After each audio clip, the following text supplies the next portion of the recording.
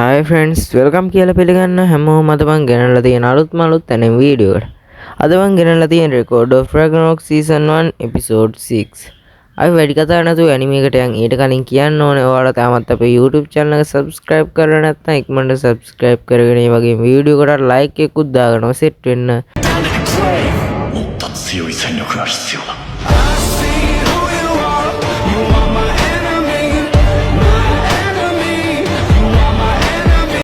අපිට මේ එපිසෝඩ් එක පටන් ගද්දිම පෙන්නනවා වල්හල්ලා ඇරීනා ක්ලවුන්ච් එක ඇතුළට යන්න හදන අපේ ලෝඩ් ෂියර්. එයා කියා යන්නේ මේක තමයි මගේ වෙලාව මම තමයි දැන් සටන් කරන්න යන්න ඕන කියලා. එයා එහෙම යන ගමන් ඉද්දින් එකපාරටම කවුරු හරි ඇවිල්ලා එයාගේ පිටට තට්ටුවක් දානවා. ඒ වෙන කවුරුත් නෙමෙයි. අපේ මේ සියුස් තමයි එහෙම ෂියර්ගේ පිටට තට්ටුවක් දාන්නේ. එහෙම තට්ටුවක් දාපුවා අපේ සියුස් කියනවා "හායි කොහොමද මේක මගේ ටර්න් එක" කියලා. ඊට පස්සේ ශිව පුදුම වෙලා අහනවා මොකද ග්‍රෑන්ඩ් පවර් කීවේ කියලා. ඊට පස්සේ මේ අපේ සියුස් ආයෙ කියනවා මේක මගේ ටර්න් එක කියලා. ඒ කියන්නේ මේක මගේ වෙලාව කියලා. ඊට පස්සේ ශිවට පොඩ්ඩක් තරහ යනවා. ඊට පස්සේ ශිව කියනවා නෑ මේක මගේ ටර්න් එක. ඔයා කොහොමද එහෙම කියන්නේ කියලා පොඩ්ඩක් තරහින් අපේ මේ සියුස් පැත්තට හැරෙනවත් එක්කම සියුස් එයාගේ අත පොඩ්ඩක් තද කරනවා විතරයි. කෙලින්ම මේ අපේ ශිව එතන බිම ඇදගෙන වැටෙනවා. ඒත් එක්කම අපේ මේ සියුස් කියනවා මේක මගේ ටර්න් එක කියලා. ඊට පස්සේ ශිව කියනවා හරි ඔයා ඕන එකක් කරගන්න මේක එහෙනම් ඔයාගේ ටර්න් එක කරගෙන ඔයා එහෙනම් ඇරීනකට යන්න. හැබැයි මම මට ඕන ටර්න් එකේදී ඊළඟ පාර නම් අනිවාර්යයෙන්ම ඇරීන එක ඇතුළට යනවා කියලා. ඉතින් සියුසුත් පොඩි හිනාවක් දාලා එතනින් උඩ පැන පැන සතුටින් යන්න ගන්නවා. ඒත් එක අපිට පේනවා මේ සියුස් ගාව ඉන්න අර හාදයා පොඩ්ඩක් අමුතු විදියට අපේ සියුස් දිහා බලාගෙන ඉන්නවා.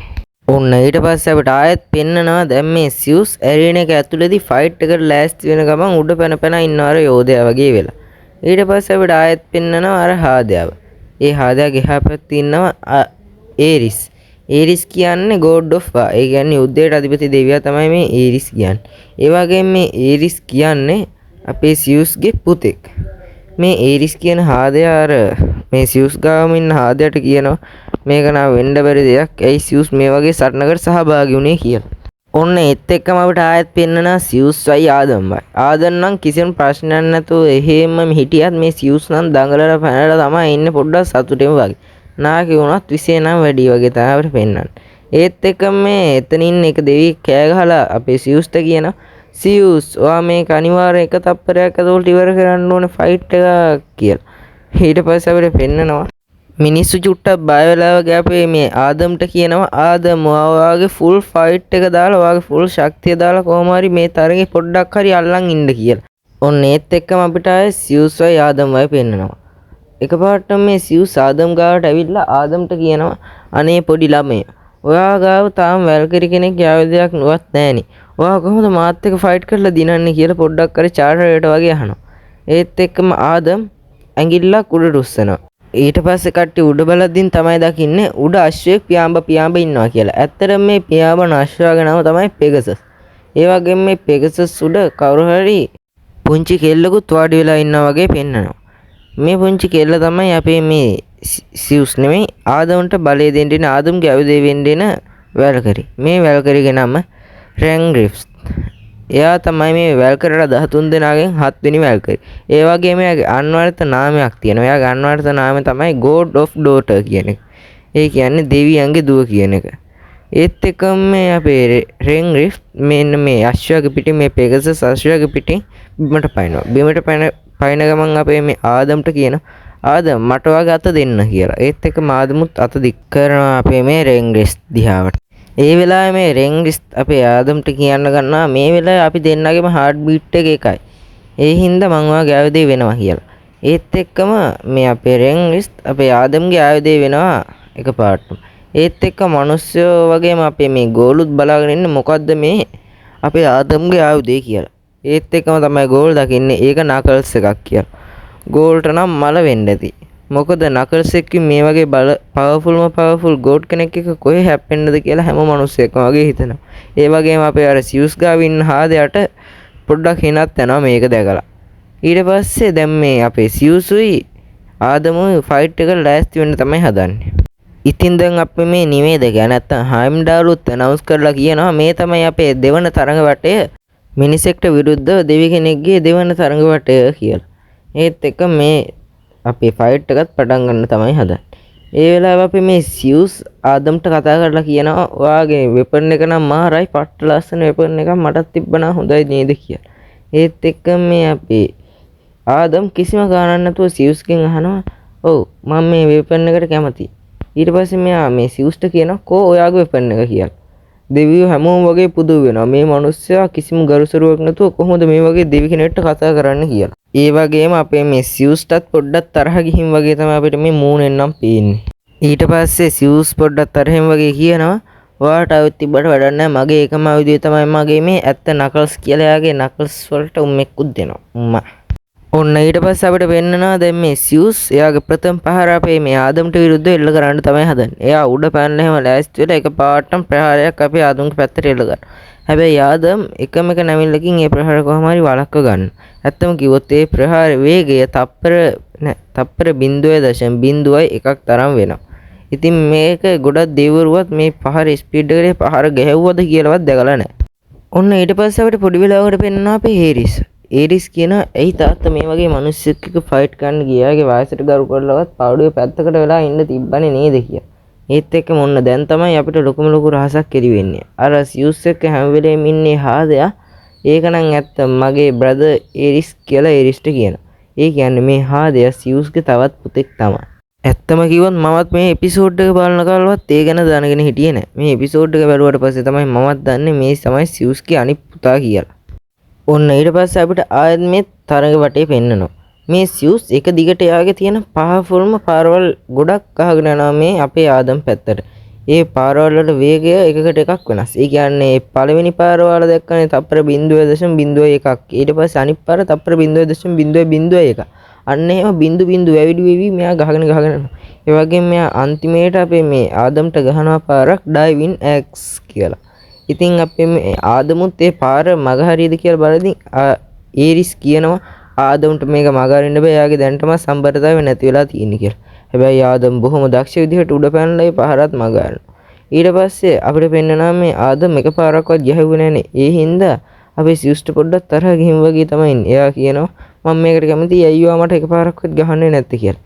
ඒත් එක්ක මාදමුත් සියුස් ඉස්සරහට ගිහිල්ලා එක පාරක් ගහනවා සියුස්ගේ මූණට. ඇත්තම කිව්වොත් මේ අපේ සියුස්ට තාම ආදම්ට එකම එක තුවාලයක් තිය එකම එක පංච එකක්වත් හරියට ගහගන්න බැරි වුණා. හැබැයි ආදම්ගේ පළවෙනි පාරෙන් අපේ සියුස්ගේ මූණ පැත්තක් පොඩ්ඩක් කැපිලා යනවා. ලේත් එනවා.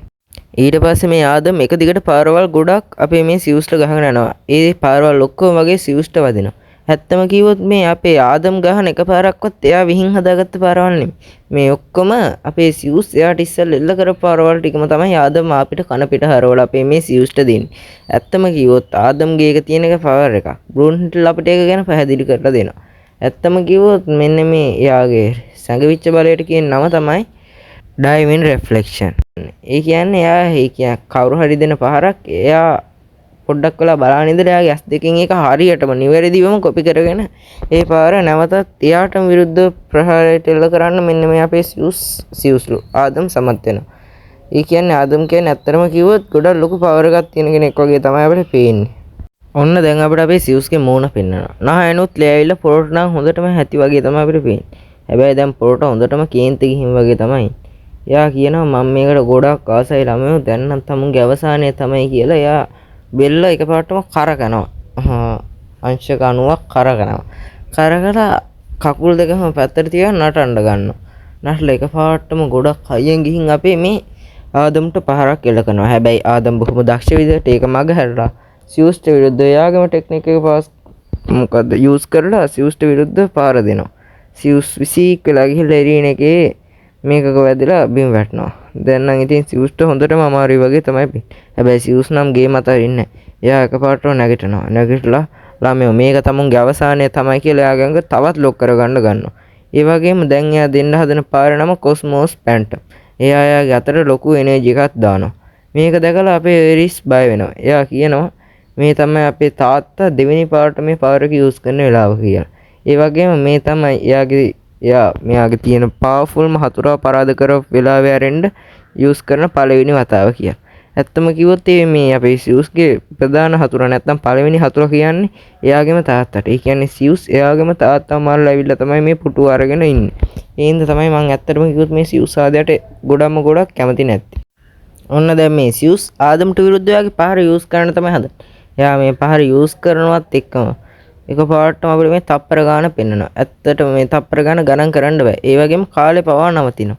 එකපාරටම මේ සියුස් අපේ ආදම්ගේ පැත්තට ප්‍රහාර එල්ල කරනවා විතරයි. අපිට පෙන්වනවා ලේ ගොඩක් යනවා. බලපුවාම ලේගේ හිතේ ආදම්ගේ නෙවෙයි සියුස්ගේ.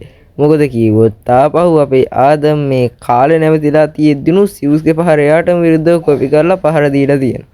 කටෙන් තමයි අපේ මේ සියුස්ගේ ලේත් සික්කලා තියෙන්නේ. ඔන්න ඊට පස්සේ අපේ මේ ආදම් සියුස් වැටෙද්දින් කියනවා ඔයාට ගොඩක් ස්තුතියි මේ අලුත් ටෙක්නික් එකට සීයේ කියලා. ඉතින් මේ සීයේ කියන වචනේ පොඩ්ඩක් අපේ සියුස්ට ඇලර්ජික් අපිට ඊළඟ එපිසෝඩ් එකේදී බලා ගන්න පුළුවන්. අපේ සියුස් මෙහෙම ඇදගෙන වැටෙද්දින් තමයි අපේ මේ ඉන්න දෙවිවරුත් ඒක දකින්නේ. නැත්තම කිව්වොත් දෙවිවරු දකින්නේ අපේ සියුස් අදගෙන ඉවරුණාට පස්සේ. ඒ කියන්නේ කවුරුත් මේ පහර දෙනවවත් දැකලා නැහැ. ඔන්න දැන් අපිට පෙන්වනවා මේ බිම ඇදගෙන වැටලා ඉන්න අපේ මේ සියුස්ගේ මූණ නැත්තම් ගෝඩ් ෆාදර් ඔෆ් කොස්මෝස්ගේ මූණ. නිකන් කජු ලෙල්ලක් වගේ තමයි. මේක දැකලා බ්‍රූන් හිට්ලර්ට හොඳටම සතුටුයි. ඒත් එක්කම අදට මේ එපිසෝඩ් එකත් මෙතනින් ඉවරනවා. ඊළඟ එපිසෝඩ් එකත් මම ඔයාලට ඉක්මනට ගේන්නම් කියන ගම අතට එහෙනම් මම යනවා. ඊට කලින් කියන්න ඕන ඔයාලා තාමත් අපේ YouTube channel එක subscribe කරලා නැත්නම් දැන් මේ YouTube channel එක subscribe කරගෙන වීඩියෝ එකට like එකකුත් දාගෙන යන්න. එහෙනම් අද අපි යනවා මේ AS Anime TV.